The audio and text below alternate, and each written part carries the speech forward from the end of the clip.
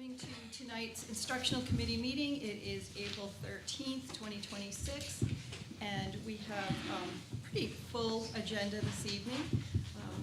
Here on the committee, you have myself, Sarah Sadowski, Barb Higgins, and Dubois. Alex. Wow, Alex Dubois. There we go. I knew I would Adam, do that right. Frank, Luigi, that guy over there. We're going to look at a couple of different things, and then I have a couple of additional things to add to the board that's not here. One I do see is open enrollment, and the other will be devices in the lower grades. So we had started talking about that during the budget season, and we want to go back to that now. We've had a request to do that, so we will do it. Kim, why don't you get us started if you would? Thank you very much for waiting. Thank you very much. This is actually a really exciting day for the life of students and educators in Concord because we have some recommendations for some new program adoptions. And it's been a rigorous process, and we've had a lot of people vested and invested in the process, and we'll want to share that with you, starting with our recommendation of an ELA, English Language Arts program, that we are looking for you to make a vote to bring it forward for adoption at the full school board meeting. So starting off, I'm just going to have people who are at the table right here introduce yourselves, starting with Jay. I'm Jay Rashad, the middle school principal. Emily Bemis, reading specialist at Enrollment Middle School. Andrea Kane, 6th grade language arts teacher at Enrollment Middle School. Lindsay Nye, principal at Krista McAuliffe. Michelle Vance, principal at Beaver Meadow School. And everyone here was part of the original selection committee. So just to start us off, I wanted to introduce everyone who was on the selection committee. The selection committee is a little bit different than the actual piloting teachers committee. So this was a committee that started back in the fall looking at what programs we were going to have vendors come in and present to us, how we even picked those programs in the first place, and how we dwindled it down to a selection of 2 programs, and then how we got down to our final selection. So this was a lot of work. We have to commend everybody who was on this committee because they put in an enormous amount of time really carefully looking at programs and discussing pros and cons, and it was a very democratic process. And I just want to commend all of those persons who were on that committee right up until the end. I'm going to have Michelle present about this slide. Thank you. I'd like to go across the slide and just kind of talk each, not the column, but the row. Okay, so if we're looking under the first box there, under the English Language Arts goals, the goal that we are really focusing on is adopting a new literacy program that is comprehensive. And then kind of skipping over to the strategies and action steps, I'm honing in on the area in blue writing right there. So those are our action steps where we're at this moment. The team conducted 2 program reviews, and we are recommending a program tonight for you to possibly adopt. And then going over the indicators for success, professional development, review of student performance data to show growth, literacy, instruction will be aligned. K-6, which is in the 10 years that I've been here in Concord, we haven't had that opportunity to say that before, so that's kind of exciting to be able to say. And then there's a piece there with the digital platforms that could possibly monitor progress of students. It's called Success Maker. And I'm being told that it's similar to how we use Lexia. The next column underneath there, again, the goal for K-6 students will engage in the comprehensive English language arts instruction. Action steps, teachers are going to continue to use data-driven instruction so that they're able to differentiate their lessons. Embedded professional development, continue to expand our MTSS tiered instruction. Again, indicators for success, components of science of reading will be taught and assessed, and again, highlighting that differentiated structures that are embedded in our schedules. And then some different things, I don't want to read it verbatim for you, but some considerations for future planning. Looking at all of those assessments, obviously, so that we know what's working, what's not working, where we might need to make some adjustments. All the supplemental materials, we'll need to inventory that, see what we need. Aligning the report of progress, that would have to be some work that's done over the summer to match the standards and units and how they are aligned in the particular program that we're recommending. And then develop a scope and sequence of the units to align also with our science and social studies. We have to look at all of those pieces. We're going to have to revisit our comprehensive literacy framework and make some updates with that. And then all the professional development that will be necessary for this to be successful. May I ask if the board were to remove one-to-one devices for K-2, would it have an effect on this program? I do not. Go ahead. I don't think so. Can I But clarify, not remove them completely, but they'd still have access to Right. devices, but one-to-one? Yes. Wouldn't have them all day or? So it's my understanding that teachers can assign lessons as students need them, and so they could coordinate with their fellow grade level teachers to say, you know, I'm on Monday, you're on Tuesday. Or I And need 5. I need five, correct. Okay. So that's my understanding of that part. My school didn't actually have that component, so I can't say exactly what it looks like, but I know at That's a sixth Renlet. grade, so that wouldn't be You're just relevant. referring to Did you say K1, K through correct? 2 or K1? K-2. I would say it would probably impact grade 2, K1 less so. And it's something called Success Maker, and it helps students to have a learning path that's similar to what they use right now for an iReady learning path, and we would eliminate that, and we're eliminating Lexia. So we're eliminating 2 digital platforms and we would be adopting one that's embedded in this program So second grade might have more of a need. okay. Okay, thank you. Emily, you have to talk right into the mic. Thank you. So we looked at a few different things, and we wanted to make sure we were looking through the lens of, we wanted strong criteria, teacher voice, and to really go through with a fine-tooth comb and determine the best ELA program for all Concord students. In looking at that, and you will see around the table, I have left color copies of Scarborough's rope for you. I know not everyone is familiar with this. I think some people are. As a reading specialist, this is certainly something that's on my mind constantly. But you can see that we wanted something to match with this, the Scarborough, the rope, the language comprehension piece, the word recognition, that ends up getting students to that reading comprehension, which is really our final end goal when we talk about reading and success. When we go through also the why, so, I'm not going to read this verbatim, but we needed to adopt a program that would align to the science of reading by July 1st of 2027.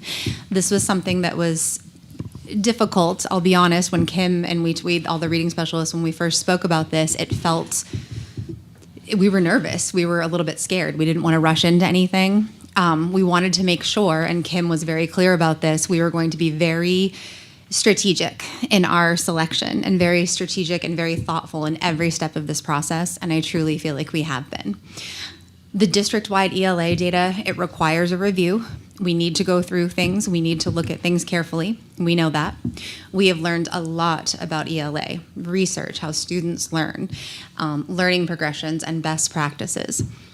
We have amazing teachers here, and we have wonderful, wonderful staff, wonderful personnel that care about kids. But we need a program that focuses on the basics for students, so that when they reach middle school, when Andrea and I see them, that they are reading and they can now read to learn instead of learn to read.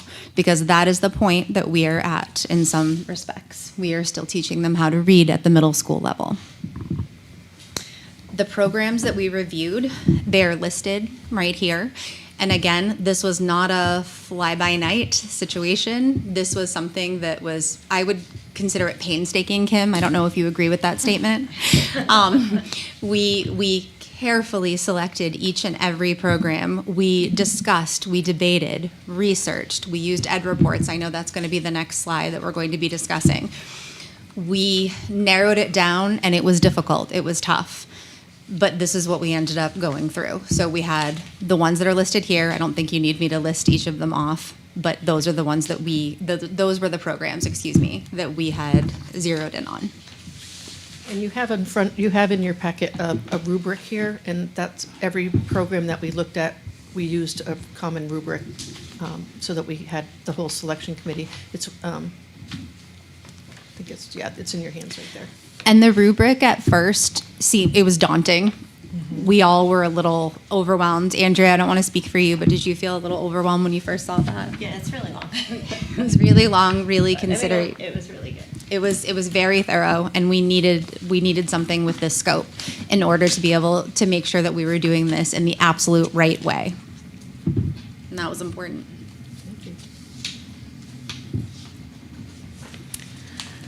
So I'm going to go off of what she just shared about the ed reports. So think of your consumer reports when you go to buy a new appliance and they say yes, no.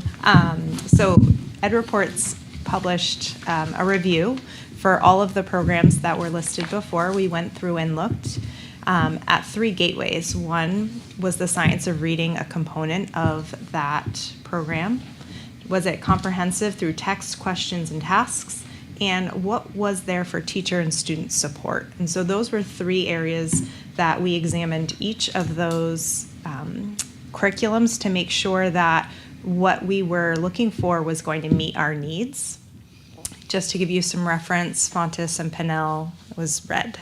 So it currently is not meeting our needs based off of the ed reports. And so painstaking it was. I remember that first meeting.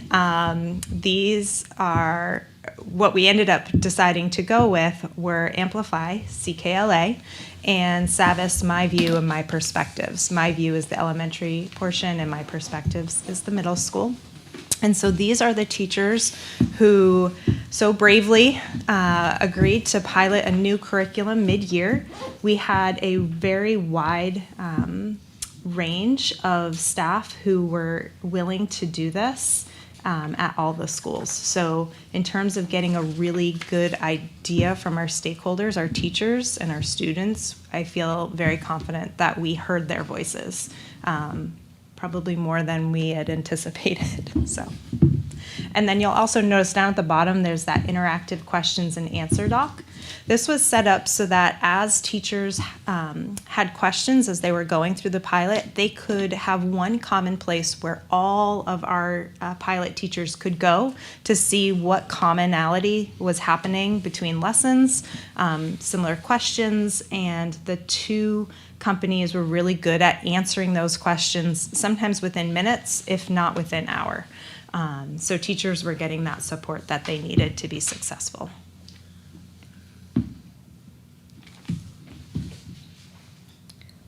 On this particular slide, all of the pilot teachers did a survey. And on the survey, you can see that in CKLA, we had 13 teachers complete that were piloting, that completed the survey. And then My View, there were 15 teachers that were piloting that also completed the survey. 28 total staff members in grades between 1st, 3rd, 5th, 6th, between 6 schools in those 2 different programs. We had a very, very interesting meeting last week where we broke up into small groups. There was an administrator in each group, staff members in 2 different schools, piloting 2 different programs, and a literacy specialist also. Rich conversations, wonderful conversations. I mean, it was a heavy lift for all of these staff members, such dedication. Very, very impressed with everyone that was there. Each group got to do a share out, and based off of the pilot survey reports and their experiences, it was unanimous all the way around each of the groups based off of the respect of the results of some of these surveys of their colleagues. So, that was wonderful. This is part of another survey, some of the section of the survey that they filled out. The rubric that went through. And they analyzed all of that data, and many of the, like every single staff member in my building, 2 staff members in 5th grade, 2 staff members in 3rd grade, each of them piloted a different program. They were very generous to hear everything, still kind of felt really strong about the program that they piloted, thinking, okay. But then when they looked at all of the data and all of the results of the survey, they could see the benefits of one more so than the other. They were very, very professional. It was really an interesting meeting based off of that survey, their experiences, and then listening to one another, and obviously our district's needs. Yeah, and to follow up on Michelle, I was super impressed with the collaboration and actually the positive mindsets about looking at the programs. And this is the first time I've been involved in any curricular decision where you can see there were 6 groups and they all selected my view. So I was kind of surprised. I wondered what that would look like, but it was actually very impressive. And one of the things I heard a lot of from these conversations was how much the students enjoyed and about how the students wanted to continue with the units that were being done by the pilot teachers. And again, gratitude to them. I mean, that's a lot to take on something new like this during the academic year with planning and stuff. And just want to say again, I was super impressed with the positive mindsets and the collaboration that was involved with this. Most teachers are continuing to pilot their respective program for the rest of the year, because not to do a start and stop. Good for the kids, right? Yeah.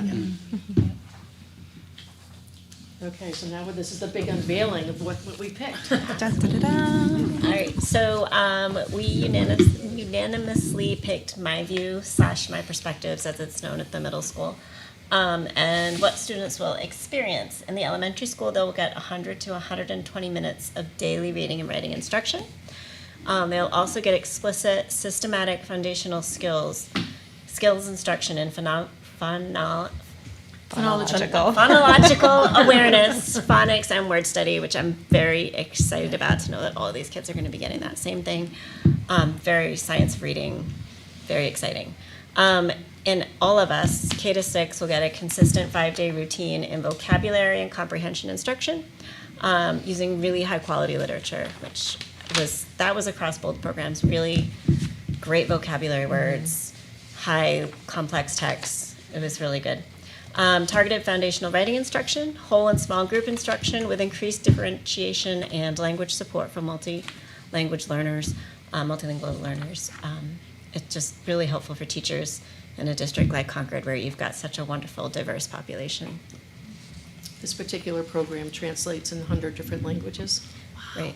And so many of them stick with just Spanish and maybe 2 or 3 others, and this really is helpful.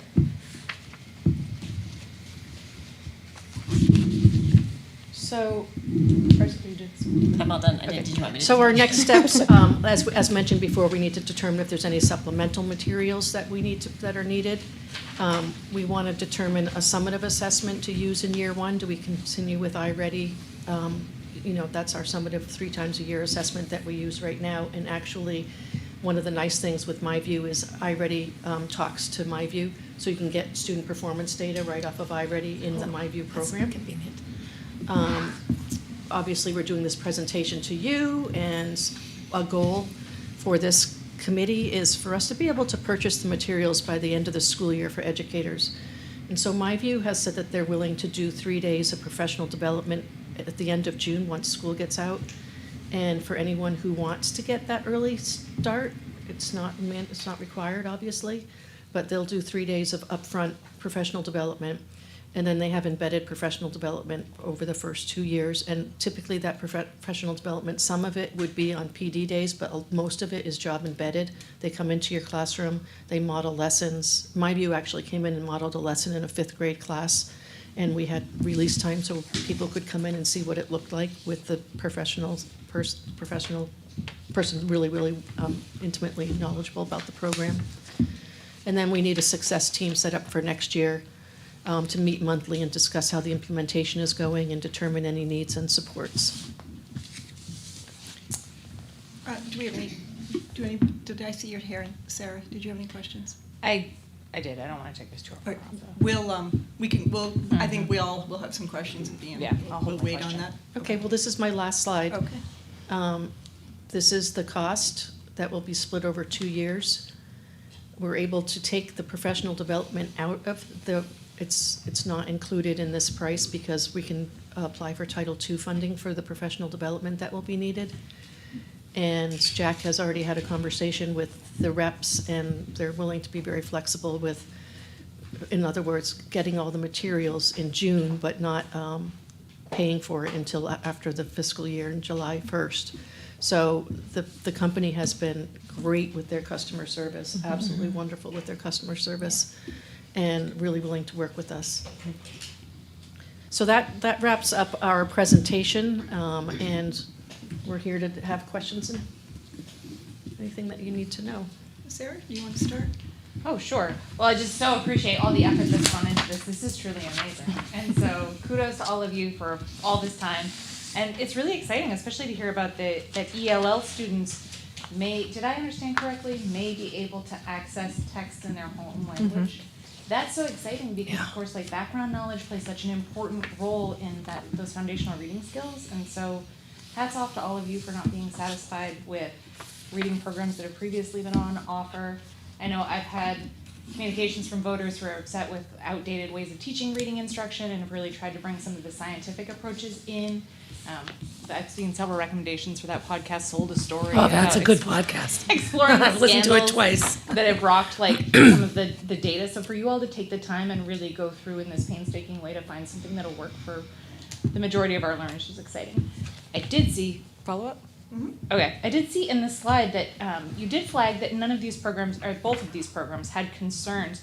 I'd love to hear about what you might think one of the potential growing edges of the My View, My Perspectives could be. So one thing that came out in the survey, and I'll let you weigh in as well, was both programs, they wanted to have a little more depth and breadth to the writing.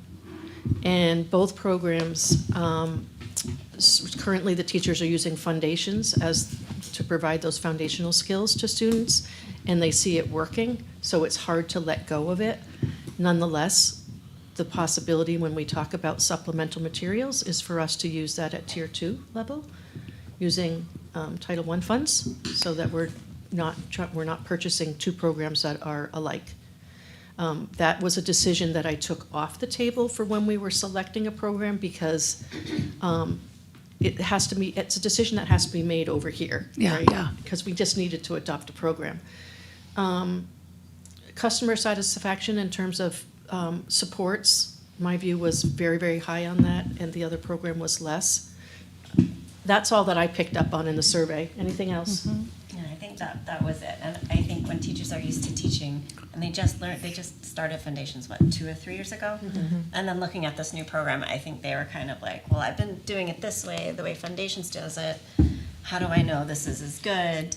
And I think that's a little bit of the hesitation on the foundational skills that they were concerned at. And I think that's it for Amplify was the only, and the writing. But we're also letting go of Lucy Calkins, and so that again, like learning this new way of teaching might be more than we think it is, this program. Thank you.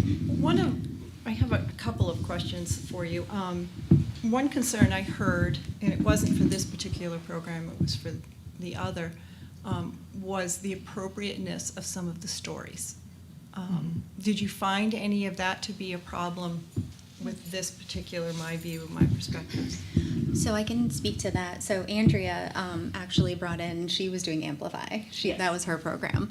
And I can let her, you can speak to that if you found anything inappropriate. There was nothing inappropriate within this particular, for the middle school level. I can only speak to that. Melissa Hawkins was the one that did the implementation for this one. She piloted this program at our school. She found the writing pieces, the reading pieces to be engaging. She found them to be appropriate, age appropriate. She had no complaints there. I guess specifically some of the complaints that I heard were that the stories might be a little rough for younger students. They were fairy tales, they're sort of a fractured fairy tale, if you will, and fairy tales by nature tend to be a little grim. So I guess I was looking at that and thinking, I remember in third grade teaching fractured fairy tales, and kids typically grow up with them, but not all students do. And Nobody mentioned anything in the meeting. Nobody had any concerns. I didn't hear anything. I did in the survey, and I addressed it with the rep. I called her today to tell her that we went with a different program, and she used to actually work for Savis, who owns MyView, and she was like, "You picked a really good program off the record." So anyway, but I did bring that up with her. I said that we were disappointed in some of the texts, and some teachers chose not to use them because of them, sort of depicting that very typical fairy tale where there's the damsel in distress, and Yes. the prince comes running in, and things that we just felt were appropriate. Okay, all right, good, that's great, that was one of my big ones. I guess a concern I would have in listening and looking at this is not so much the PD needs that have been demonstrated across all the groups that said they would need a lot of PD on this, but if we're not making it mandatory, how do we know the program will be taught with fidelity and that every student would be getting sort of the same experience with the program? Well, everyone will have the materials in their hands for the summer, so, I think most conscientious educators are going to crack open the book and start to look through it, and then we're devoting all 5 of the PD days to professional development with this program. Around this, so all PD next year for elementary and through 6 would be around this new program? Exactly. And you feel that that would be enough? It's similar to what we've done with the iReady rollout. For the iReady Math, we used our PD days for 2 years. Okay. And Were you here for the everyday math? Speaking as a teacher, the fact that they come in and will teach a lesson and model parts, that is the kind of PD that I think when people said they need a lot, really come in and show us, and every What does a indication they reading gave period is look like, the basics? Yes, I get exactly. that. Whereas, Amplify was more go online and fill out this questionnaire and look for a video. Okay. Right. And so I think we had a fear, don't give me a video, come and show me, come and tell me. And I think we also have teachers who have already done this program, right? So we, as though they might not call themselves experts, they've had some hands-on experience with it. So that getting started, they can say, "Hey, teammate, can you come help me with this week's lesson?" And so I think, like you said, This will be really it'll good. be really good. Another concern I had, I'm sorry, No, that's you guys, I noticed that all of the groups said that it seemed that additional materials would be needed. And I guess if we're spending $750,000 on a program, well, what additional materials are needed? Yeah. So I can speak to my teachers. I know, like Ms. Yarlat said, foundations, right? They feel very confident in their instruction with foundations. And so when we look at MyView, there's some areas that we might be utilizing some of the foundations materials just because they're maybe better in that teacher's mind. So I don't think it's necessarily that the program doesn't have what we need. It's, as a teacher, I like that tool better, I'm going to bring that in and incorporate it. And that's a tool we will still have access to, right? We purchased that, that's not something that's going away? we won't have access to the online unless we buy it, the online version of it, and that we could do for, I would say, a tier 2, because for most students, what's offered in this program for the foundational skills and the phonics is good. Okay. But if we need to supplement, we would have that option, and you'd look at Title I funds for that. Okay, that makes sense, thank you. I can share, one of my first grade teachers that piloted MyView, one of the things that she had shared with me, because I really wanted to hear all of their opinions and thoughts, she felt very strongly that once they start doing the spiral piece, because it's it's so snipped what they did, she felt that a lot of teachers would not feel that way After with the they've foundation experienced skills, because they don't know, nobody in kindergarten piloted. So we don't know what that spiral would look like, and we know kindergarten's a little bit of a different Yep. suitcase, all the things that they have to unpack in kindergarten. But, so it might look and feel a little bit different, but she had said to me, because I asked her straight up, I'm like, I'm hearing this snippet from other schools, what are your thoughts? And she felt that more than 75% of our population, when you think about your tiers and all of that, that it would meet their needs. So Well, that's just her very feedback helpful. from I a first grade appreciate teacher. that. Is there a pacing chart with this program? There is a pacing chart for them. It's very sequential. And one of the goals that we would have is for most teachers to be on the same unit at the same time. Students transfer from one building to the next. There's not going to be any gaps. And one of the to-dos was to actually look at that pacing guide. Is there anything that we could take out, remove? Is there something that's essential, and the company's going to work with us to do that? And we know when you're introducing a new program, it doesn't always go as quickly and smoothly as you'd hope. It takes a little longer to get through it, so we've got to have some grace with that as well.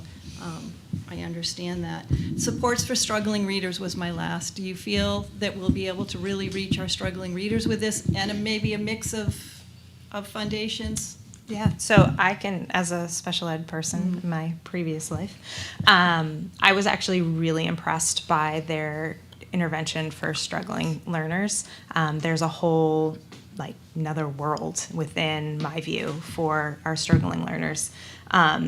I think the question might come, how do we make sure we're integrating continuous language throughout Tier 2 and Tier 3 to make sure that we're generalizing those skills back into a program in that whole group setting. So very, very embedded in that small group instruction that I think you had mentioned. Do you want to talk about that? Because you probably did it. Yeah. Well, and so again, Melissa had taken on this pilot, and she was working with those students, and we had lots of questions about how to reach our struggling students. That was one of Melissa's big concerns that she continuously brought to the PD, the people that from the company, the Savas representatives.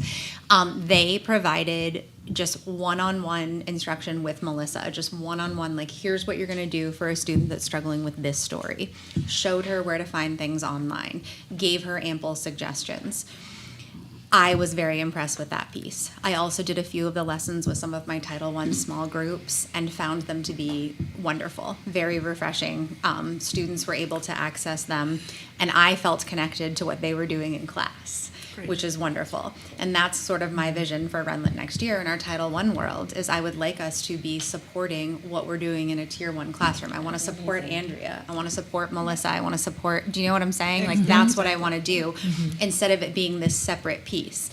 I think it's important to remark on what you said, Ms. Hastings, a minute ago about how we need to have some grace in this program, and we need to have grace with implementing something new. That's something we continually discussed, right, in these meetings. We're going to have to be patient, take a breath. There's going to be ups and downs. There will be downs. I feel very supported by Savas, the company. I think one of my fears was, well, as soon as they get the sale, Kim, as soon as they get the sale, is it just going to be, they've already reached out to me. They've already reached out to Melissa. What can we do next? To me, that's huge. It's encouraging, yeah. I just want to say, I know from the data that we've been shown, our readers have made great strides in the last couple of years. And I know that is because of the teachers that are working with the students and all of the efforts you all put into it. And I hope that this tool will continue to increase that, because my goal would be that we are not teaching sixth graders how to read anymore, that they are reading to learn at that point. So that would be a huge goal for us, and if we can reach that with this program, or at least get us going on the right path, continue on the right path, it would be great. How about Barb? So far I like everything I've seen. So I was a 15-year special educator at Walker School, which is half of your population. Many struggling readers. And and having taught long enough to have gone through new math and old math and new reading and do this, any new program sometimes would stop instructing something to do it this way now. So it's like unlearning everything. What I liked about what I saw, and I'm going to use an analogy of building a house. So if you want to build a house, you need somebody that's good at carpentry. You need somebody that can lay a foundation.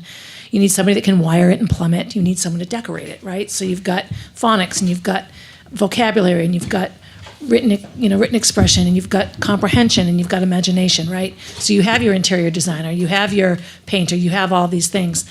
Not only, in my mind, does that create a program that provides ample opportunities for different styles of students to learn, it also gives those students a chance to shine. I'm really good at sounding out words. There's enough, this is full of that. I'm really good at using words in sentences. There's tons of that. I'm really good at oral reading. There's tons of that. I'm really good at understanding what I read and explaining it. So we oftentimes don't think about, we focus so much on cramming this knowledge into kids' heads. Is it successful? Are they learning?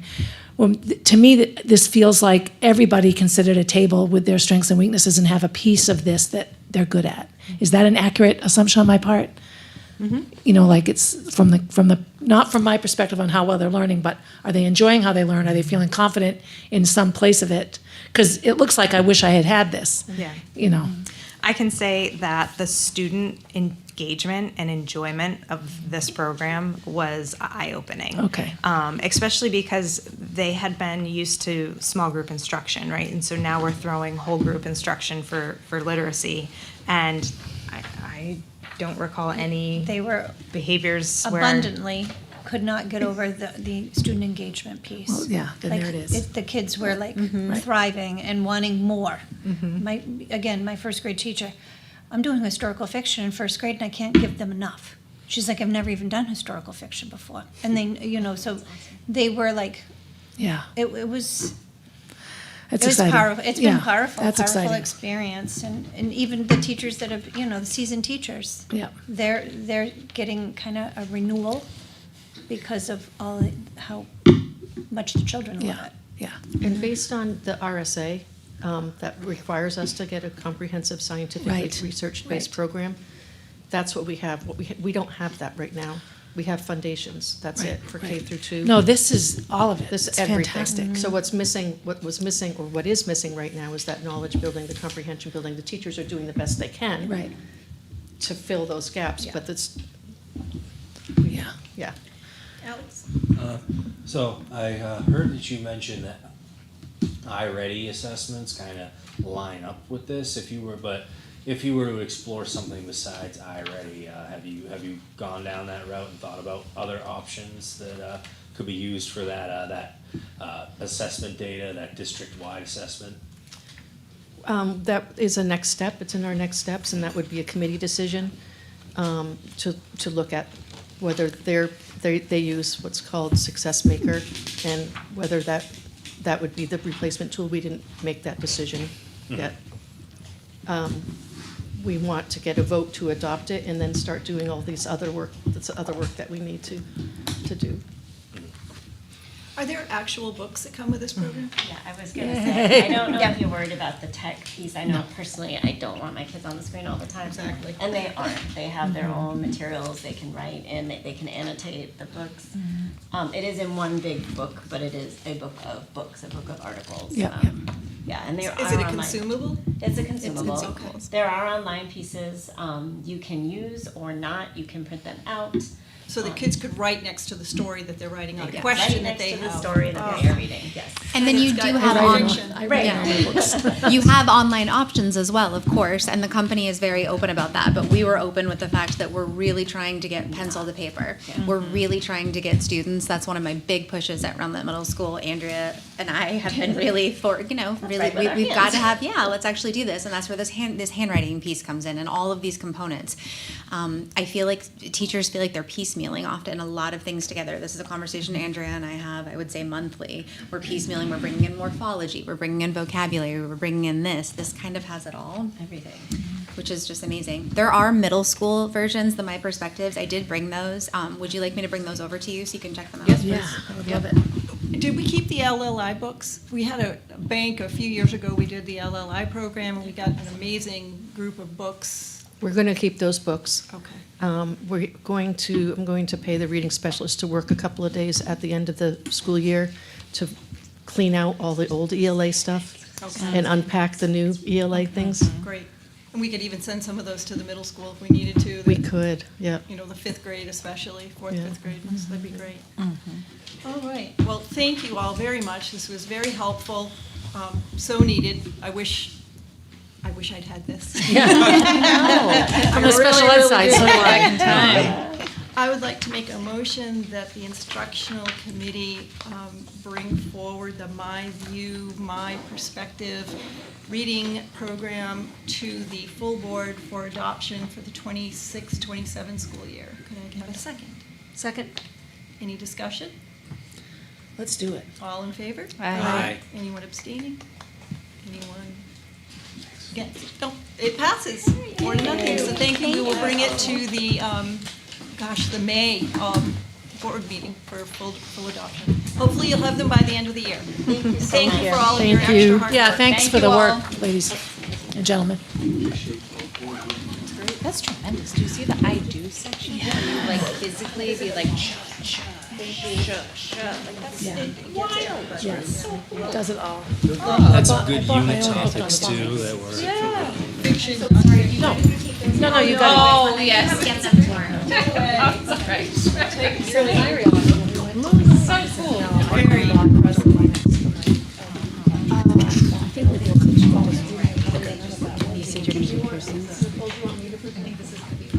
Can I? That's always Great presentation. Can everyone shine? Sure. If it's just a little dongle thing, yeah.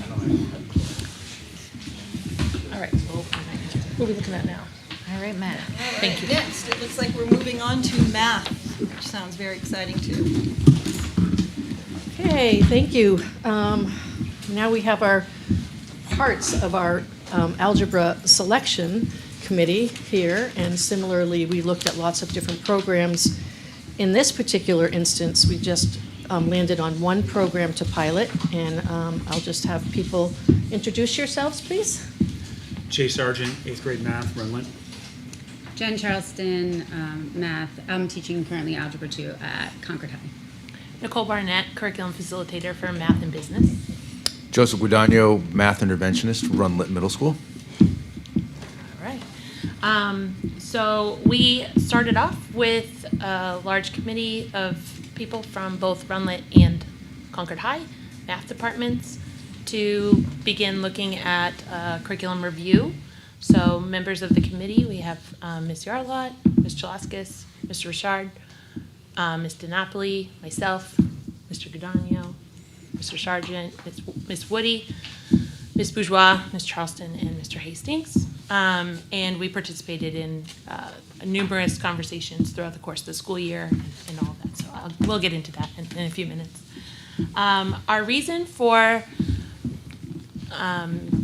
collectively coming together to look at math instruction at Runlet and the high school is around, first of all, the free math programming or open resources that we're currently utilizing and have been utilizing for quite a while, and that they're not meeting the district priority goals that we have for students learning in Concord.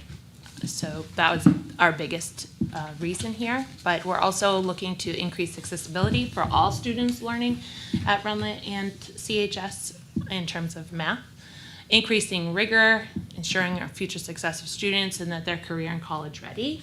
We also know that students are underperforming in the standardized testing. That is no surprise to any of us, and so we really want to begin tackling those issues and coming together for a comprehensive program around mathematics is where we're starting some of that work.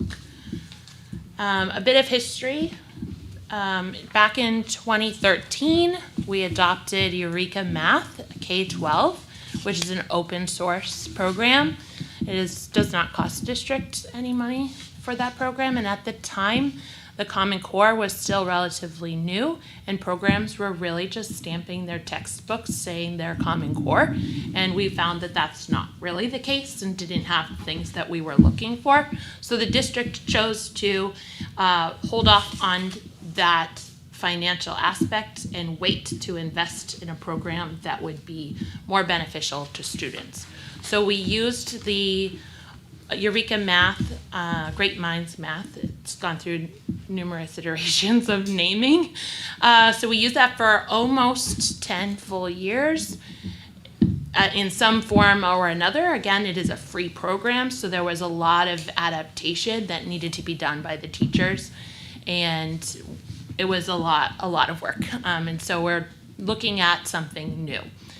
In 2022, grade 7, 8 math and RMS Algebra 1, along with one algebra class at the high school, started their pilot on Open Up Math. Again, another open resource program, not costing anything. In 2023, K through 6 math piloted and adopted iReady, and they found that that was a program that was worth the financial implications on the district. And so they moved forward with that, while the 7, 8, and Algebra 1 continued to expand the Open Up Math pilot through CHS Algebra 1.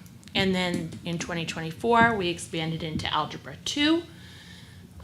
We restructured our sequence of programmings from Algebra 1 Geometry and Algebra 2 to Algebra 1, Algebra 2, and Geometry. The thought there was that we would be having students completing Algebra 2 before taking the SAT instead of being partway through Algebra 2 when taking the SAT.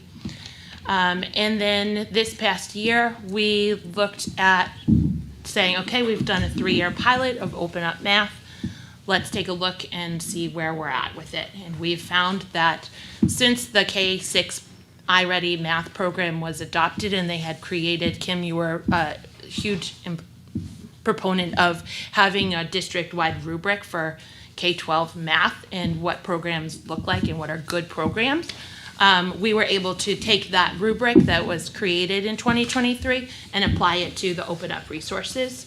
And we found that it definitely does not meet the priority goals of the district. So with that, our priority goals, there are a lot. And you can see that in the packet, the bold pieces of the priority rubrics are things that we are hoping to shine a light on with a new program that we've been looking at over the past few months. They're in the program packet, I think, too. So they're there. And we also looked at what is missing from the priority goals in Open Up Math that we're currently using. And so those are all asterisks. And so there's a lot of things missing in Open Up Math and one of the open resources that we've been using for the past 3 years. And so we're going to be highlighting some of the good things that we are finding in the new programs that we're looking at.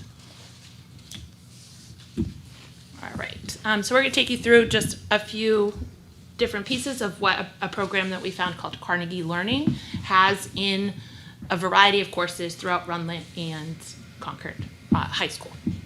So, I mean, the first thing that I was supposed to talk about is what's Algebra 1 at Runlet looking like and what are we doing there. And over the last 2 years, we've significantly increased our algebra population to be about over 50% of the population as of this year. Last year was about 45. So we've dramatically increased our numbers of participation in algebra.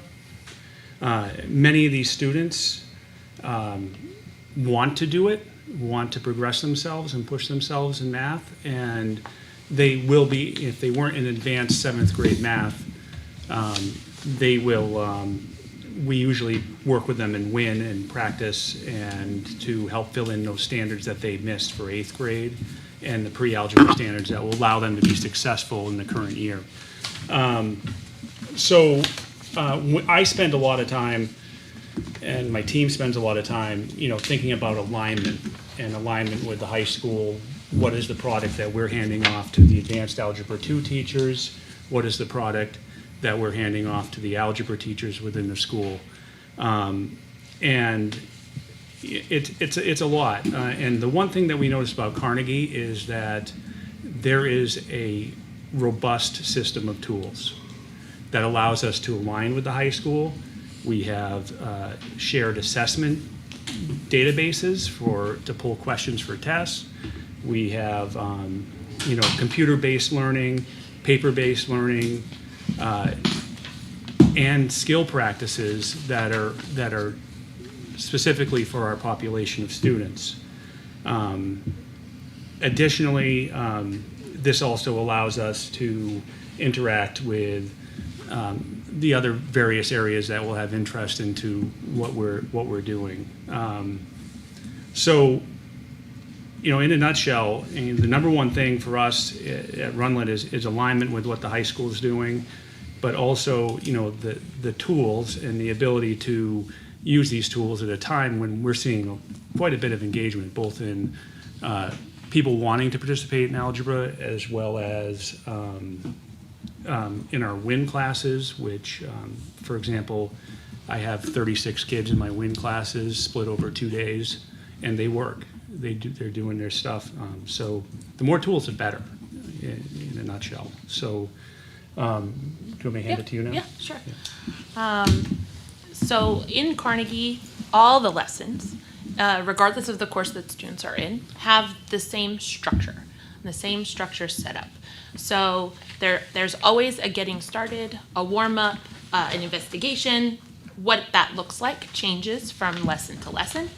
Then there are 3 to 4 activities and of varying sorts. Again, it might be an investigation, it might be a vertical surfaces, it might be a collaborative piece that students are doing in the small groups. Those activities can be blended and utilized however the teacher can see fit and based on the engagement of the students and the time period that they have. And then every lesson always ends in a talk the talk as well. Kind of that wrap up. Between RMS and CHS, we have a variety of lengths of classes. So being able to have that streamlined approach that Jay was talking about and saying, how does that structure carry over into the high school is really important for students to be able to say, this is a huge time of transition for students going from 8th grade to 9th grade, and that structure of what the classroom looks like will maintain. So there's one less thing on this that the students have to kind of worry about. What is this class going to look like? They all look very similar in how they're set up. So between a 50-minute class at Runlet or a 72-minute class that's an advisory or a WIN block at CHS or a 90-minute block earlier on in the week at CHS, the lessons can be adapted and molded to fit the need and the time frame of students and the class period. So pretty exciting. Also with Algebra 1, specifically, well, not specifically Algebra 1, but Miss Woody, she had shared with us that the building thinking classroom structures and the low floor, high ceiling approach for student engagement, it levels up the student engagement in her classes. She's worked on the Algebra 1 and Advanced Algebra 2 program in Carnegie, and those were some of her biggest highlights, is that the building thinking classrooms is there. It takes minimal thought on her end to make the lesson into the building thinking classroom structures, and all of our classrooms are already outfitted for that, which is wonderful. Anything else? No? Okay. And then the last bit that Miss Woody shared with me is that she really loved how the lessons start off in a very low floor way that build throughout the lesson in the structure so that it's like building the concept as they go. So she was pulled this one. She was very excited that it looks like, yes, the end goal is for them to be able to solve a system of equation. But in the beginning part of the lesson, it's just about what's the first step. What are the structures that they're seeing? Which ones would they have to, we're not always adding, where sometimes we subtract, sometimes we need to multiply our different functions and equations so that we can solve our problems. So it's not always about the end goal of can you solve, but what is it you have to do first? And if you don't know what to do first, you're going to be in a real rough way. So check-ins like this along the lesson is really important to build those concepts for students. So this one's not about solving, it's about what's the first step, first little bit. And then she also liked there is an online component in Mathia that allows for good feedback, and we'll get into that in future slides. Yes. Yeah. All right, I'm gonna hand to Jen. Sure. So I teach all Algebra 2 classes. I teach Algebra 2, Advanced Algebra 2, and an Algebra 2 Flex, which is a support class for students in Algebra 2. And it's been really great to use this program with all the classes.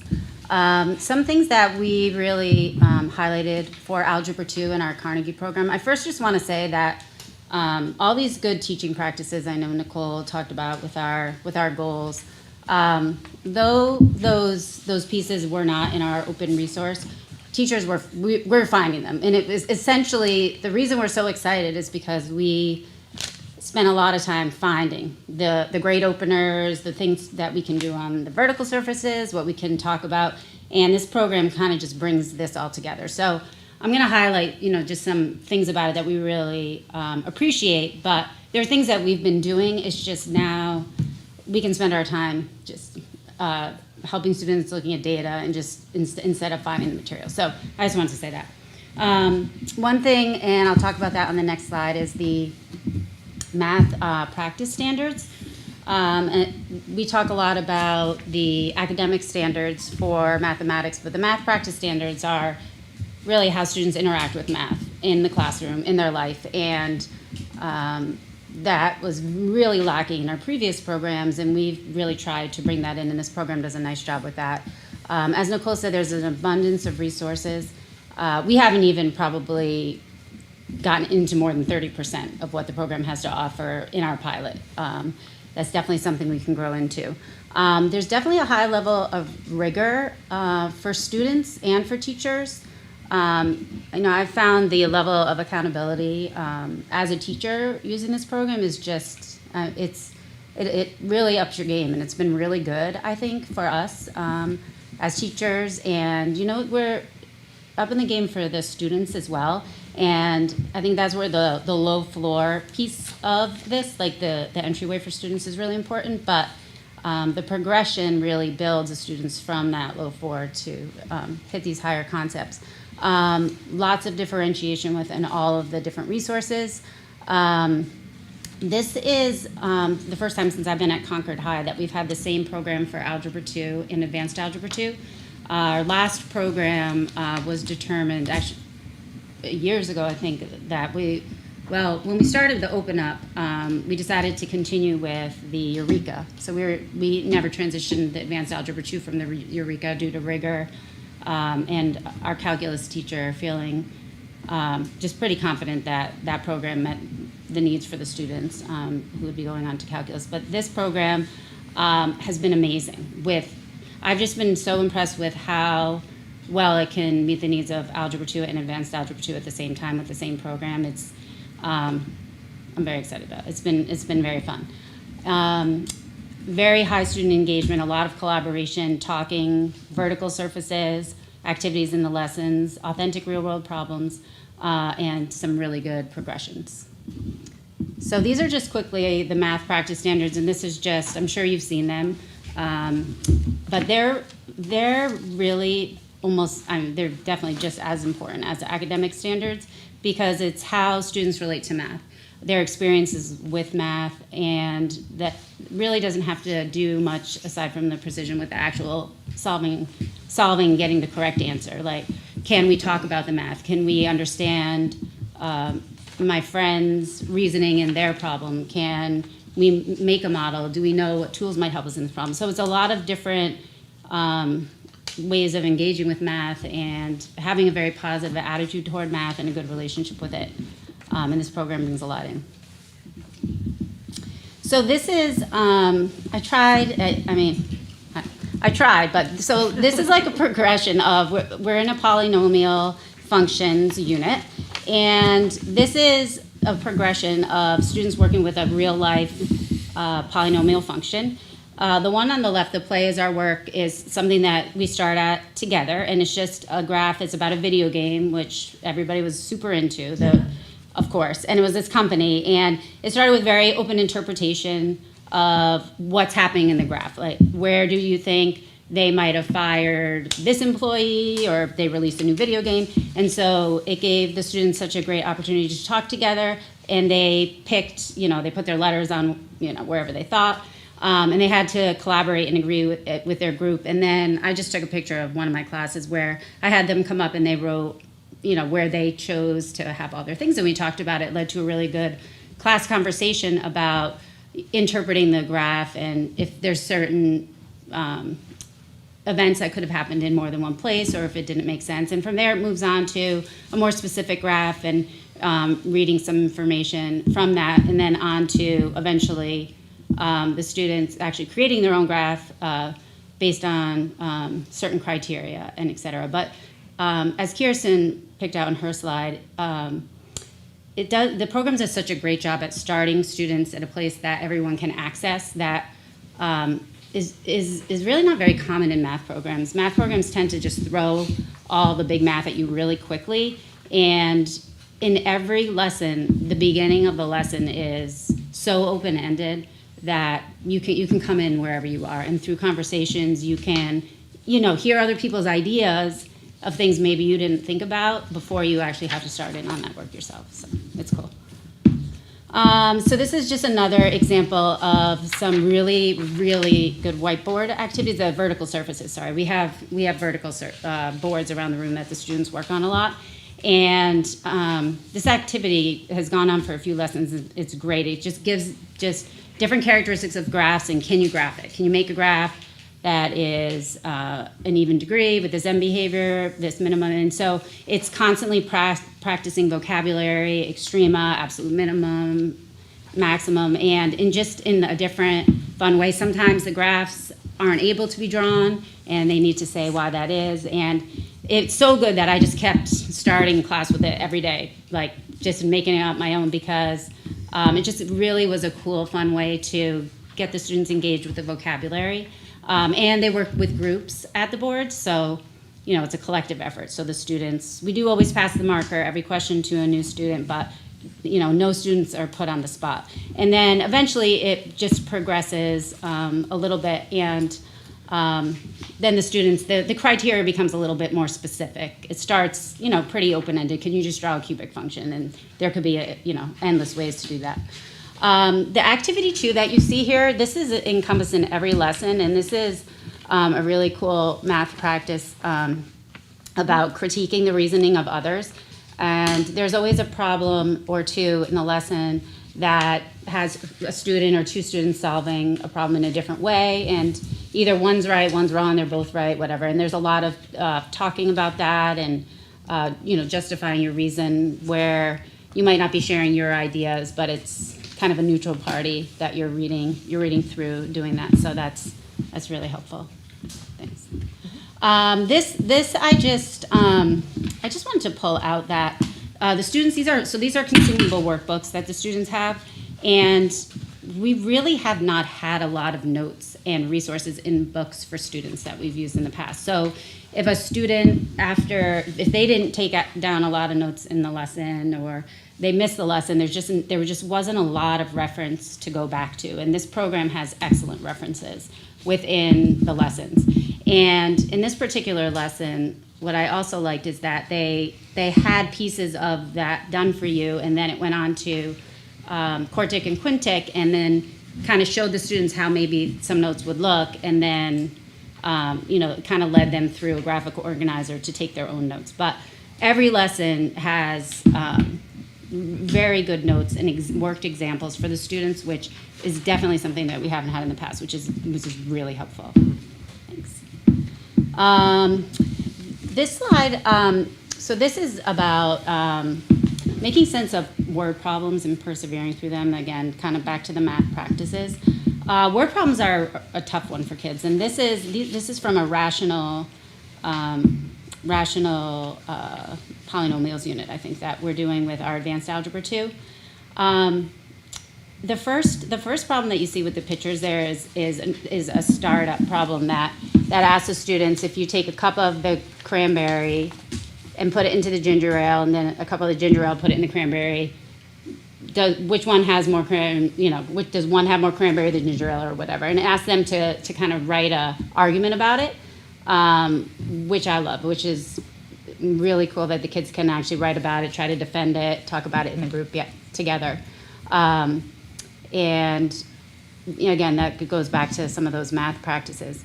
And just as far as the word problems here, the different learning strategies that they bring into this program without, again, teachers, because we've been doing all this in the past, but we've been using all these different resources to put things together. Then there's one problem, they have a visual, they have a table, and then they teach the students through all these problems how well, this is a cool way to organize this. Like here we have this table, and it takes a very complex problem, and what it does is it gives kids a way to make sense of the problem, to actually enter into the problem, and they're not just starting where like our old program would have a word problem like that and then just blank page. And so it really, I mean, it's great. Yeah. I'll just keep saying it's great. It's okay. On this, I just wanted to quickly show that the Desmos graphing calculator, which is a tool that students are able to use on the SATs, is incorporated throughout the program. We just went through a lesson in which we were finding polynomial regression equations. That was super high interest for the kids, and it was a great lesson. And in the picture on the right is a Mathia, which is part of the online program, and the exit tickets they also have online. And I pulled up the Desmos graphing calculator there. It's available for use in embedded, actually, just as it would be in the SAT, which is really great, because I think for our students, we're always trying to work for more understanding of how they could use Desmos to help them on every question of the SAT, but we've got a long ways to go with this, but so that's pretty cool. Is that the last one? Yes. Oh, good. That was a lot. Okay. And then for the last course that we piloted Carnegie in is geometry, both advanced and regular. And I wanted to just highlight the amount of authentic problems that they have in Carnegie is just, to me, unheard of in a lot of the free programs that we've been using. Just within the unit that we've been piloting, we have ramps that are being built. I haven't seen a true problem where like you can go research it and actually research the problem and have the information be correct and up to date. So this is actual ADA law and building codes that students are using to build ramps and compare ramps that are being built in the community. And so we talked about, at their school, where do we find ramps in the school? Why are they important in your house and all that? There's a look at students' extracurricular. We have golf comparisons and looking at angles of the clubs and how does that affect the ball. And students were talking, they got it really excited about, the angle and all the things. I'm not a golfer. And we're all just like, what? We have new drivers in our geometry course, and so there's talk about the percent grades of roads and why those are important, how they're calculated, what does that sign mean when you're driving on the road. We have, guide wire towers and satellite towers when you're hiking up the Oak Hill, and you see all of those, like real things that they're experiencing in their everyday lives. One big piece of the geometry program we've been trying to incorporate this year is our student pathways. And construction trades is a big one in Carnegie right now. And earlier this year, before we even started piloting Carnegie, we were having students create a truss for a house. We 3D printed a little house, and students had to create a truss of whatever they wanted it to look like, and they had to show congruent triangles and different things and why they're strong and what makes it a good truss. And then we opened up Carnegie, and boom, trusses. Almost every lesson so far. I'm like, this is great. Like, it just fits so perfect. So we're really excited about all the different pathways and ways that students can connect to the math in this course. And then another thing I wanted to highlight is the level of differentiation and engagement opportunities for students. Again, every lesson ends in some sort of talk the talk, and here are 4 different varieties of what those look like. Actually, there's an activity 4. Cutting out things, matching diagrams to written descriptions, so maybe students are unsure how to set up a problem. There are graphic organizers for ending the lesson. There are puzzles for students to do for proofs. How many people like proofs? I do, but not many students do. So proof puzzles help a level of engagement and increase engagement for students to be able to demonstrate what they know. And then also we have the students, Rick and Courtney, and instead of comparing who is right, they're both right. Can you follow the description of another student? Can you complete the work and show what their thinking looks like? So those are pieces that I found really interesting, that I wanted to share with you all in terms of Carnegie and what it has to offer that other programs don't, because you will not find any of this in any of those open resource programs. I do want to say that what we shared in each of the algebra, geometry, they're similar throughout. I mean, just different it's not topics, just but all geometry, of them. they Right. all have. Right. It's kind of the whole thing. Yes. And Joe? So as a math interventionist at Runlet, I deal with lots of different learners, and what we didn't really outline in this program, there's this thing called Mathia, and Mathia is an online component to the regular book. So the students all have a consumable book. That's the main program, and then there's Mathia, and Mathia is broken into two parts. One is called the concept builder, and one is called the mastery lessons. And so in the concept builder, the student goes to class and they have difficulty with class, they can go to the Mathia lesson, and there's a concept builder, and they can go through, and it gives them hints, and it kind of walks them through and gives them explanations. It'll give them a few tries, and then it'll give them the answer, and then it'll give them another question, and it's a dynamic program. On the other side of the mastery program, it's similar in the way it's presented, but the program keeps track of what the student does and how many times they get hints and what they actually understood or got right on the first try. So that data gets all kicked back into a dashboard that the teacher can then access, and also an interventionist like myself can access. So when a student comes to me and I don't see what they're doing in class, I can get some information just from the data that they have done online. Also, we've sort of gotten away from the concept of you go home and you do 20 problems for homework, and then your teacher checks that off, and did you get them right, and what was your practice, and what do you know? So this is another way for students to get practice outside of the classroom and get support and get real-time information about what they're doing. So that's an important piece to the support of the learners. We all have support classes now. There's the EXP classes at the high school. We have WIN classes at Runlet, and then well, at least this year we had my program where there were tutors working with students to get interventions on specific learning targets, right? So that support also extends to the special educator. So the special educator is going to have that information as well. And when we look at a student's IEP, those are usually typical to a particular learning goal for a student, but it might not be the same learning target that's happening in class. So then the special ed teacher can then separate those things out and say, okay, here's where we are in class. Now here's where I'm going to approach this student's particular learning goal based on their IEP that is then connected to what they're doing in class. And then it gives them the opportunity to both, pre-teach and also reteach a lesson in class, because they're going to have all of that information at their fingertips, where they are in the class. If we look at at Runlet, we're going to hopefully adopt the Carnegie program for 8th grade, where we'll teach pre-algebra and algebra in the 8th grade. But our 7th grade team, which teaches 2 years in one, will also be teaching the iReady program, which is done at the 6th grade, or K through 6, now extended to 7 next year. So it's important for these things to match. So if a student's going to take advanced math in 7th grade, they're going to be a pre-algebra class. They're going to take algebra in the 8th grade, and then hopefully advanced algebra 2 in the high school. So we want these things to line up. And in the iReady program, it's the Try It, Connect It, Discuss It program, which lines up well with the way we warm up, have the activities, and then do the talk program in the Carnegie program. So the students are getting sort of trained in a way where they have to work independently first and come up with some ideas, that low floor concept. Then they do some activities together, they do some critiquing of other students' work, and then they're gonna kick that back out in some way and prove that they have understanding in some way. So the Carnegie program aligns well with the iReady program, and it also aligns well with all those support things.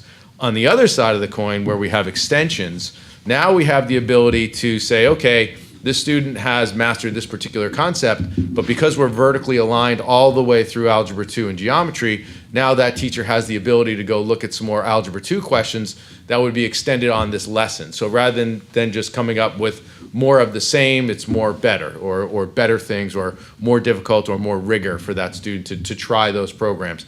And then they can even assign a math lesson at another higher level. So we also have students that are at the middle school, that go to middle school, but they take math at the high school.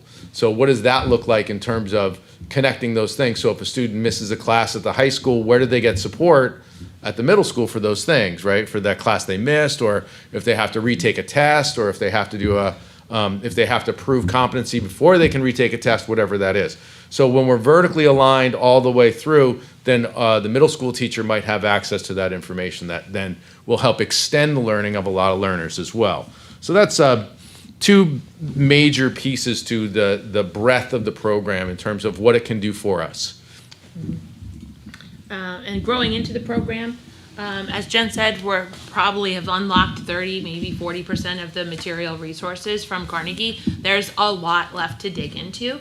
It comes with a lot of continued professional development, and Carnegie folks will come to us. They've already come to us during the pilot to do a full lesson with Algebra 1 and Algebra 2, Algebra 1 at Runlet. So we're really excited to hopefully be able to get to work with them and really see what else they have to help us unlock a lot of those materials. We're talking lesson booklets that are consumables for students, assignments within the lessons, could be online or paper format. They have additional skills practice that teachers can use to build vertical surface stations. They could use them for supporting students in a special ed classroom or in an extra support or a win block. There's exit tickets for every lesson, sometimes two. The Mathia components. In addition to that, there's what's called a skill stream and a lesson stream, which are video lessons created by Carnegie folks so that teachers can search by standard or by lesson to share out with students, and so we could use them as a flipped classroom practices. Lots of ways to be able to absent students, a student who is preparing for a reassessment on something. There's lots of ways that we can unlock that. We have not really unlocked that yet. The data from the Mathia and helping that drive our instruction. And then also they do have additional building thinking classrooms built into their professional development that they already know that that's a structure that they believe in their program as well. And that we believe in it, and we'd love to be able to continue that work. This program, Carnegie, can transform our professional learning communities in Concord High and at Runlet in terms of what it looks like.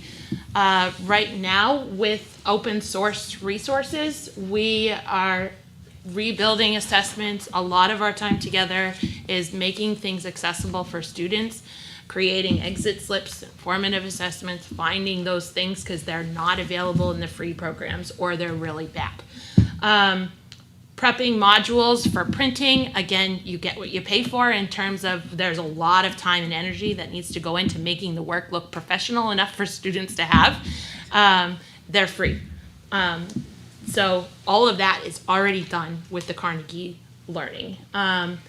We don't need to go find additional practice materials. We don't need to go find differentiated learning assignments. It's all there. We just need to take the resources and build those lessons out that suits our students' needs. So what that could look like with a Carnegie Learning program, for us, that means that we're able to develop and refine our interventions, scaffold for students, using those Carnegie materials, analyzing our student work and calibrating things that, we make all these assessments, we never get to talk about it because we always have to make the next one. So calibrating and looking at student work together, driving our practices, talking about building thinking classrooms, communicating with special ed and MLL teachers. The list goes on all the things that we could be doing in our professional learning communities that we're unable to do due to the lack of resources that free programmings offer. Any other things from the group? So I don't know, Kim, if you want to do this last little bit on You should say the slides we also have then. Oh yeah, there's a significant number of slides at the end about the pilot process and how we got to Carnegie, and also other professional development that Carnegie offers as part of the professional development package that's listed on the quote that we're hoping y'all will approve. So there's a 3-year purchase price, a 5-year purchase price, and is looking to come from the Instructional Trust Fund. And then we also have, I think it was supposed to be Title II. Is it Title II or Title? Title II funds. So there's not a big difference between a 3-year and a 5-year purchase. Jack and I have looked over these numbers. These numbers are included in what he proposed coming out of the Instructional Trust Fund. This, along with the ELA program, have already been earmarked. So in looking at that, there's 2 reasons why I might suggest a 5-year purchase. Well, 3 reasons, actually. One is I think it takes at least 3 years to get good at a new program. And so sometimes it's called an implementation dip. The first year you'll say, like, okay, we just need some more PD. We're in our 2nd year with iReady. The iReady package is a 5-year package that we purchased, and we're year 2 right now. So if we were to do a 3-year purchase, both would be in the same year for repurchasing, and I think that's not a good recommendation to the board. So I would say we would want those to be on off years and do the 5-year purchases, what Jack and I and Tim are recommending at this point. And then we pulled out $36,000 for professional development to come out of alternate funds. The Title II funds. Yeah. That's where you're thinking That's where we're going to propose to take them out of, yes. Can I? Go ahead. Well, let's start with Sarah and then Barb. Oh, I didn't have a comment. Oh, I mean, sorry. I just want to fangirl. That's all. You go first. I'm kind of fangirling myself. So, as a board member, as a mother who had 2 daughters, one of whom was crazy good at math and one who still can't do much with math at age 25, and as a person that myself struggled in math. So, one of the biggest things as a board member on an instructional committee is taking care of everybody. And oftentimes, children with the most needs get the most focus. Our student services budget is huge, and likely it should be. But we can't forget, those high-level kids that are just hungry for the knowledge. So it puts a lot of pressure and stress on a teacher. So what I liked about the reading program we just saw is that it provided opportunities for everybody, a group of 5 very different students sitting at a table, to do really well at something, which is going to engage them into doing well at the things that are hard. And it looks like this math program does the same thing. You have huge chunks of the class that everybody can be successful at. The more often a student that struggles is successful publicly, the more likely they are to take risks down the road in learning something. So those are the things that struck me both as a special educator and just as an educator in general. This is a really easy program to support because we have very differing opinions on the board sometimes about programs and who do they address and who do they take care of. And I feel like, forget the word adequate, this really covers it all. The other thing that stood out for me, which is a game changer, a good thing for me, is that not only are you excited doing it, that's important, of course, we have to like what we teach. But when I hear things like student engagement is off the chart, the students are having fun, they're coming for extra help on their own because they really want to learn. To me, that's a selling point right there. And my final thing that I liked that stood out was with the word problems, so much of that is reading, but the way that page was laid out with all the activities that lead into finally getting to the word problem. So if I were sitting at my kitchen table doing homework, I'm not looking at that big blank page. I'm looking at a really difficult problem I'm supposed to do for tomorrow with a whole step of, list of steps to get there. So I just feel like there's not one type of student that isn't going to benefit from a program like this. So again, thank you for all your work and for sharing it so well. And teaching advanced Algebra 2 and Algebra 2 and having this pilot at the same time, I was just amazed at how well it hit both. 2 very different groups of kids in those classes. And we did some different things, and we were able to hit more of activities in maybe advanced Algebra 2, but it really.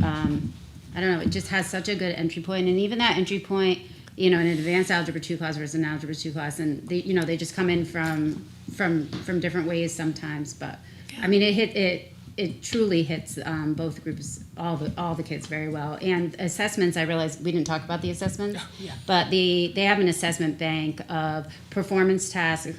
There's a combination of performance tasks and then just questions, but also multiple choice questions that we've never really done before in math, and In the advanced algebra 2, we pulled a few of those, and we had students write for each answer why it didn't work or why it did work, and it's I thought it was really good to give the students the opportunity just for some different types of questions, because our assessments have all been pretty similar. Standard, Yeah, it's pretty standard. So the assessments you can pull the questions for the rigor too. Which is good for standardized test prep without calling it standardized test prep, because they're actually engaging in the process. So that's good. All right, I am gonna fangirl because I'm so excited to stop Googling Khan Academy clips. Like this is, I know you all have done a lot to develop these resources and bring them in. Yeah. And the idea as a parent that I can have a centralized location to log in through my students' portal, Oh, yeah. see what they're learning. Yeah. I mean, this seems very ideal for neurodiverse learners. This idea of like starting into a lesson, very exciting. The vocab lists, like the potential for AAC users, for example, like just really exciting. So kudos to you all. I'm really excited to see how this goes. The scaffolding is tremendous. Alex? And from the just from the lens of special education, where one of my many duties is to provide specially designed instruction in mathematics, finding that real world connection and telling a student with special needs when they say, when am I going to need this? How am I going to use this? And there are many times where I actually have to stop and think and find some sort of answer to tell them that. We saw numerous different possibilities there, like the hike and the tower and the cell tower. We saw the driving when kids are learning to drive and the road signs. So this would be something that would be really beneficial, and just those having that already there can really help a special educator with implementing that instruction. I'd also like to add to my fellow board members, I'm very pleased what this means for like the 306 compliance, for example. Like that we could just pull units and see and illustrate the logic and the reasoning that you see inherent and how clearly it's presented. So I'm thrilled with the vertical alignment. I think it goes right along with everything that we've been working with. I guess a question that I would have is, how long has this been piloted? 2 years? So 2 months. no, 2 months. Oh, just 2 Okay, months. so- 2 Okay, months. that makes But- February, March. And I want to say, I meant to say before that every high school math teacher in algebra, geometry, and algebra 2 has actually piloted it. So every single math teacher. And 8th piloted. grade math teacher. Yeah, Yes. and all the 8th grade. And not all of those people were on the committee, so that was like a big ask. And the math teachers really stepped up. So it's been, all the teachers have had their hand in it. And, some people got further than others and whatever. So. Well, I think 30% of the ability of this program in 2 months is pretty admirable. I thought it was 30% in 2 years, and that made me a little Oh, no, nervous. no, no. No, we did a 2 little months. higher. All right, yeah, I love that, And I love your enthusiasm for it. You guys always bring us, such enthusiastic endorsements. It's hard for us to say, well, no, so at that point. So with that, if there's no other discussion, I'd like to move that the Instructional Committee recommend the adoption of the Carnegie Math Program for 5 years at a cost of $280,386 to come from the Instructional Trust for programming beginning with the 26-27 school year. Seconded. All those in favor? Aye. Anyone opposed? No? All right, it passes. Thank you. Thank you. This is so much more fun than a budget meeting, can I just say? This is exciting. It is. Thank you. This is just great. This is why I love Instructional Committee. Just sign us some problems on the way out. We can use the Mathia, figure out if I can figure it out. I'm so excited. Thank you, guys. Yes, well done. And then, do we have a final course enrollment opportunity stuff?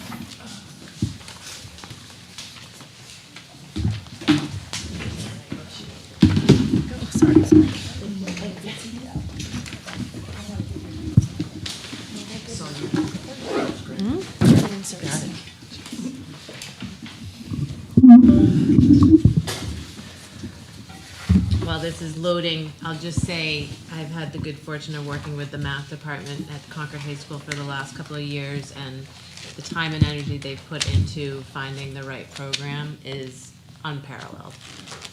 And the days that Carnegie was up at the high school working with them, and they're all working together to learn how to do the lessons, and their collaboration around student progress is just, it's a lot of fun to watch. and I'm an English teacher by trade, so it's a huge Well, shift if an for me. English teacher So can be excited about math. yes, There's hope for me. so They have had a lot of professional development up front, Yeah. and it's just been really fun to sit in there for Well, they've that. all done it, so it's not like we now have to go teach 2/3 of our. And math- everybody did it, Yeah. exactly, yeah. Yeah, it's fantastic. So we're here to share some projected open enrollment opportunity that would be at Concord High School for next year. Tim and Kim came over and sat with us as an administrative team and said that given that CRTC students from different sending schools could have the opportunity to take other classes at Concord High School, and what do our projected enrollment opportunities look like. So we wanted to just share a couple of factors for consideration and then also share with you what we have for availability, all right? So just some considerations for you. I think most of you know some of the ebbs and flows of scheduling, but I just wanted to share that these numbers I'm going to share do not reflect expected scheduling conflicts, requests for schedule changes, and or new enrollments over the summer. Our registrar may enroll anywhere between, say, 15 and 25 students in the summer every given year. And like I said, none of these numbers have been put into an actual schedule for the 26-27 school year yet. And with that comes the fact that some students may not be able to now take a particular course. So these are projected, but not entirely accurate yet. I will share that most of our 9th and 10th grade courses I'm not sharing with you, first of all, because CRTC students are mostly 11th and 12th graders. So I thought let's start with the 11th and 12th grade courses. But I also wanted to share that we do keep our 9th grade courses a little bit smaller and adequate at, say, 21 to 22, given the transition to high school. And that being said, the numbers I share with you reflect the seats available if we went to a maximum of 30 students in our classrooms. Our classes already are at, say, 23 or 24, but when I show you this next sheet and I say there might be 7, that would bring the class to 30. The only difference there is lab science classes have a state mandate that you cannot put more than 24 students in a lab science. A couple that you're going to see are not on the chart, and I wanted to just express why. Currently, we have no seats available in AP Biology. In fact, 9 students will not get AP Bio. We've had other years like that, though. If you went back in 10, 15 years, sometimes juniors weren't able to take it because only seniors we had spaces for, and those juniors will have first dibs on it as seniors their senior year. That's happened other years before. But AP Biology and AP Environmental, at this point, we would not have seats in for any projected open enrollment in those 2 courses. Thank you. So what you have is the major departments for the most part, and then the courses that have availability. More upper level. More upper level. There are a couple more general, say color and design is an entry-level art course. But then you have some other art courses, Photo 1, AP Art and Design, Housing and Interior Design, and you see the slots that are available there, the seats that are available. As you look at this, what I shared with the admin team this afternoon is it's hard to predict if I'm a CRTC student coming from another sending school, would all of these courses perfectly align? Yeah. Because, in other words, I can't, AP US History is a singleton. AP Art is a singleton. And because of, by the virtue of where they're set in the schedule, I can't necessarily guarantee that for that student, it's going to perfectly align blocks 1, 3, 5, and 7. But it at least lets us know where we, in fact, have some seats available in 11th and 12th grade upper level classes. Well, and the tricky part too is CRTC students who come to the CRTC program may consider being a full-time Concord High School student, but then we lose the funding from CRTC. But wouldn't we get the funding from the sending district for this? Yes. Yeah. Yes. But Right, but not for the CRTC program. No, I We understand. would have to maybe just try to figure out how to share. right. Oh, yeah, I see. 'Cause everybody's there. Sharing's good. Sharing's caring.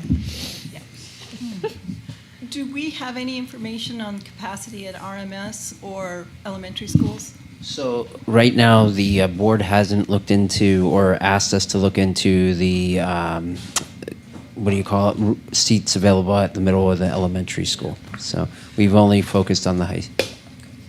A logical go into our later conversation. Yeah. Logical place to start. Because we've never Exactly. been asked to Yeah. bring this up. Right. I had thought we were primarily focusing on the CRTC for the open enrollment. Well, we are, but the legislature, I understand, fast-tracked today the open enrollment, and it is as was presented before.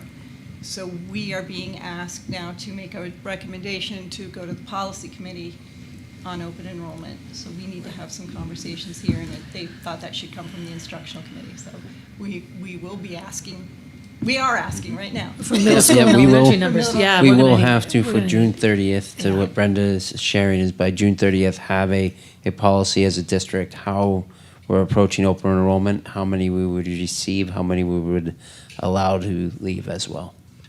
We need to have a conversation and a public hearing on the policy and what people in the community would feel about this, and if they have any ideas about what they'd like to set the numbers at.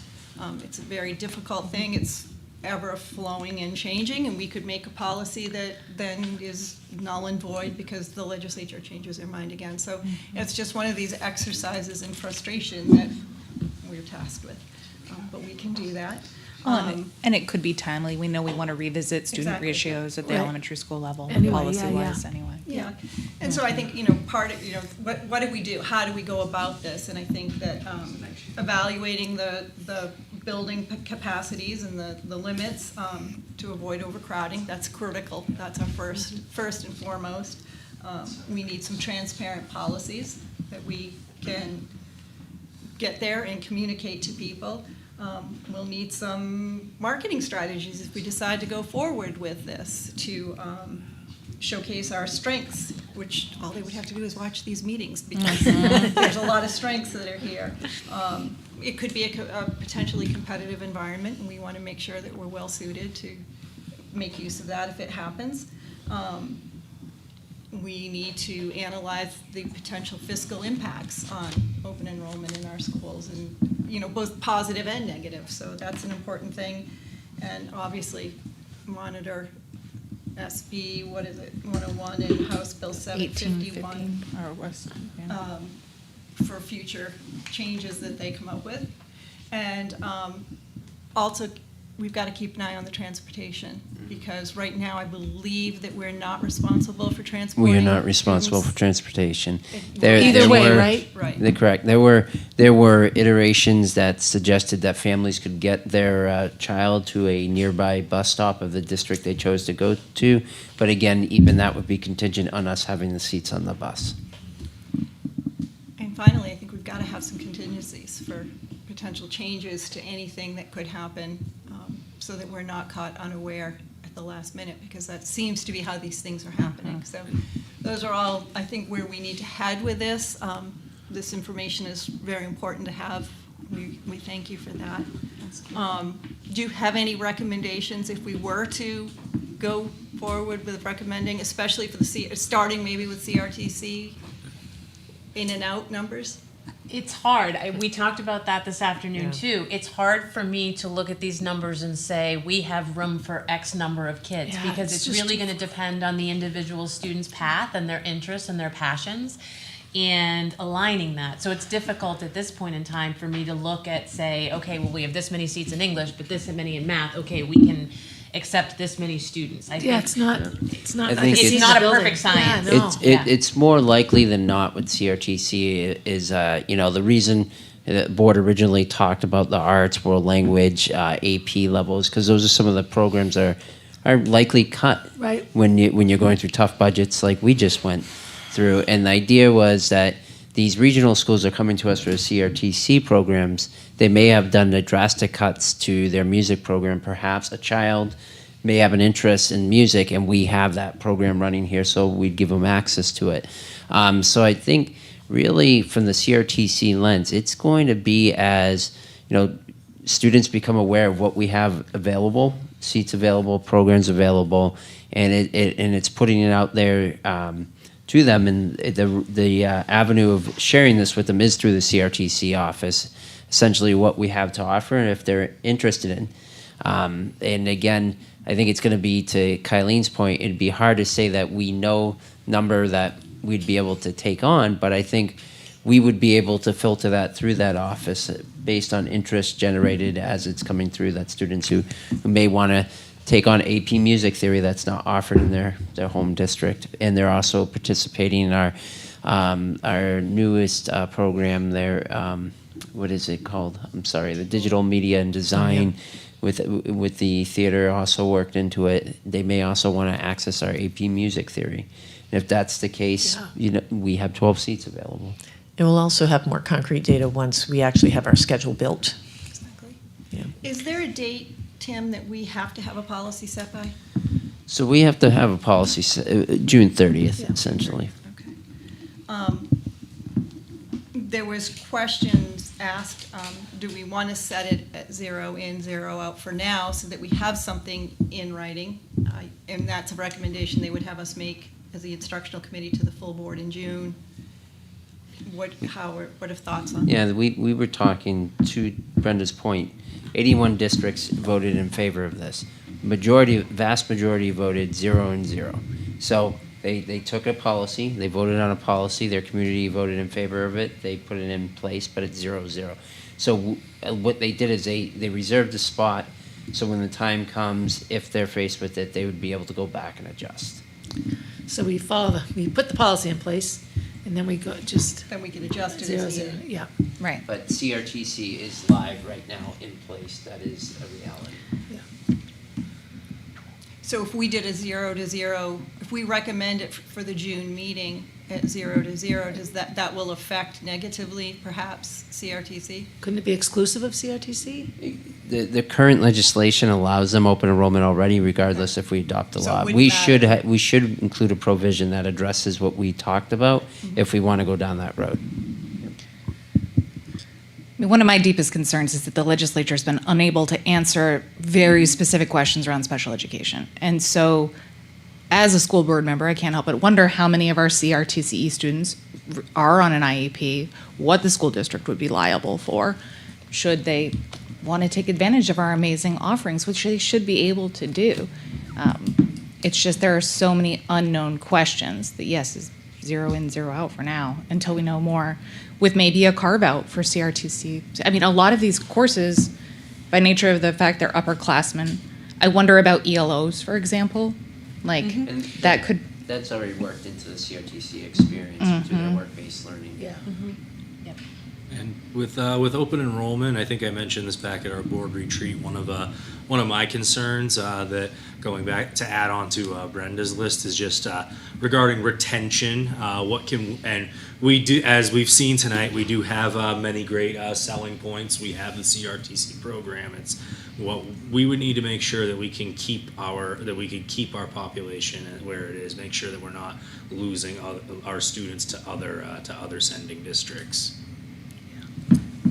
So am I hearing that there is an appetite for recommending to the full board a 0 in, 0 out open enrollment policy for the June meeting? Yeah, I would agree with that. Well, I will move that then. I'll second it.